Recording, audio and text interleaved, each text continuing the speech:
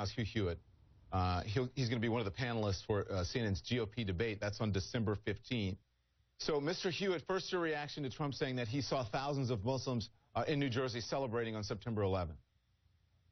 Well, I asked George Pataki today on my show, Don, if he recalls that, and he does not, and no one has yet been able to find any video footage. I was on the air 6 to 7 hours that day. I don't recall it. I do remember jubilant crowds. I think it was in Gaza, but like Mrs. Clinton remembering being under fire in Bosnia or trying to join the Marines. Don't deflect. People remember what they want to remember. Let's discuss this. I am. Oh, I'm talking about memory. You're better. I'm talking about memory. You're better. Mrs. Clinton remembers being under fire in Bosnia. But what does this have to do with Mrs. Clinton? Ask her about that. We're talking about Donald Trump. It goes to memory. We're talking about Donald Trump. We're not discussing that. You're deflecting at this point. And you know I respect you. I have you on the show all the time. But let's discuss this. I'm making a point. Okay. Here's my point. Go ahead. Today, Glenn Kessler in the Washington Post published a big fact check of Donald Trump. It was originally wrong because there were some reports of at least some people jubilant over the attacks in New Jersey. The fact check by Glenn was wrong. John Hinderaker at Powerline called it out. I don't remember it. No one else can find video of it. But Donald Trump can remember what Donald Trump wants to. Ben Carson walked it back today. I'm not saying it's true. I'm saying that the media has a double standard when it comes to Trump to try and track down and get him on every single detail. But this was my next question. Don't understand him. This is my next question. If listen, let me just give you that. I'm not saying it's true. Let's just say the mainstream media is, somehow biased against Donald Trump. Again, I'm not saying that that's true. But wouldn't someone be able to produce the video or show some sort of evidence? The fact that no one can show evidence that it doesn't mean that there's some mainstream conspiracy. It's just about the truth. That's it. No, but Don, here's my point. In the last 4 days, 3 Americans have been killed by Islamist terrorists. 1 in France, 1 in Mali, 1 in Israel. The president, by the way, has not bought up Ezra Schwartz. The media ought to be focusing on that and on what that Islamist threat means. I know, you just did. I was following the Cruikshank-Woolsey conversation very, very closely. It's important. But what they want to do is, because Donald Trump generates ratings, they want to bring Donald Trump down rather than talk about the bigger issue, which I saw you mention earlier. He's in Columbus tonight. By the way, I hope he was endorsing the Bucks over the Wolverines this weekend. That would have been wise. But the bigger story is what's he saying about the Islamist threat in the world, not what he remembers, because you can remember something wrong. I don't think it happened. I have seen no evidence that it happened other than the Washington Post account from 2001 that said that it occurred with some people that appeared to be tailgating.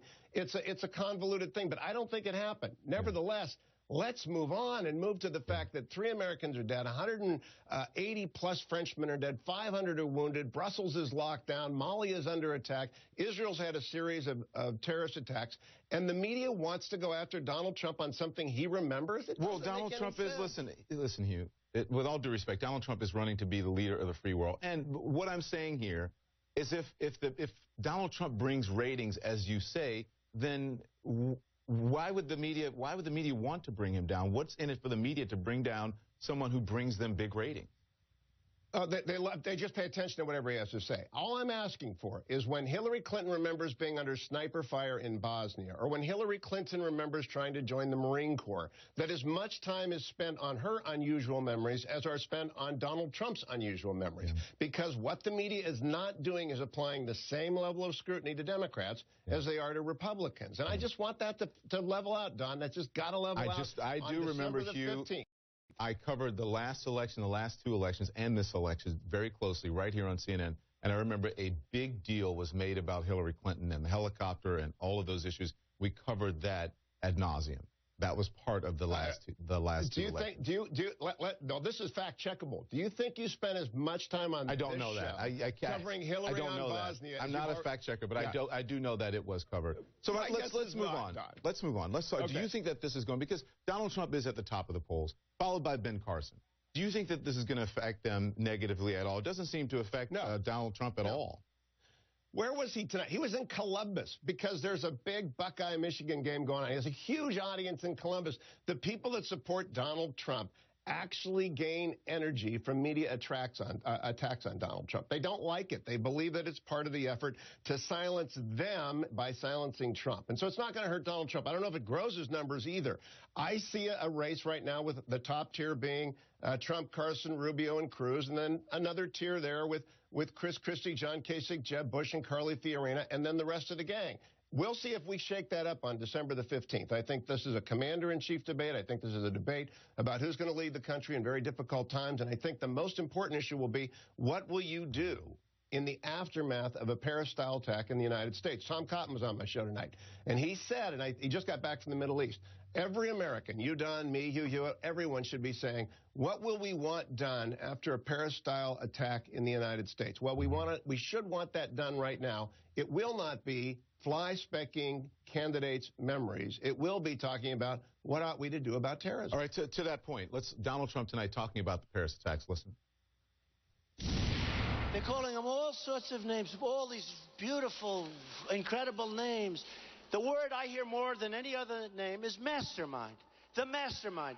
I called him the guy with the dirty, filthy hat, who's a semi-thug. He's nothing. He's nothing. But I watch the news, and I see, and actually he treats me nicely, so I'm not going to say anything badly. One of the few anchors actually treats me. But he's talking, the mastermind is being hunted right now. They're trying to figure it out. You know, he's a brilliant, brilliant young man. Brilliant. He dropped a couple of kids into a room, and they started shooting people indiscriminately. There's nothing brilliant. People are scared. Does that help Trump? I think that talking about it at length and being open to people following his conversation does help Trump. We have not seen Mrs. Clinton. All we've seen the president do is attack Republicans. We have not seen the president try and rally the country to the threat. We have not seen the president call up our Sunni Arab allies and ask them to join a coalition. I've had 12 interviews with Republican candidates since Paris, each one of which more serious and in-depth than anything the president has said about what to do about this threat. They disagree, by the way, about whether or not we have to ally with Putin or not to ally. The president is silent. Mrs. Clinton is hiding. Donald Trump is winning votes because he is talking about it in terms that the average American voter understands. Now, some people will be repulsed by it, obviously. But the important thing is that Republicans are talking about the president's failure. Don, this is a 5-word presidency right now. Leading from behind, JVs, contain. The president has been wrong from day one about this threat. He is wrong tonight. He remains wrong. His policy has failed. And Donald Trump is just the most popular person right now talking about that failure, but all the Republicans are talking about that failure, and it's a failure that Hillary Clinton owns. In fact, I just heard Paul Cruikshank mention Libya. Do you know that Libya is now the second largest ISIS stronghold, and that's Mrs. Clinton's calling card? As he was reeling off, talking about that. As he was reeling off all those areas that ISIS was gaining a stronghold, it did make me a little bit nervous. But I have to say, you know what? People can learn a lot from you because you stay on message. But this is the way you have a discussion or a disagreement. I appreciate the conversation, Hugh Hewitt. Thank you for coming on. As I always do with you, Don. Thank you. All right, I'll see you soon. Coming up.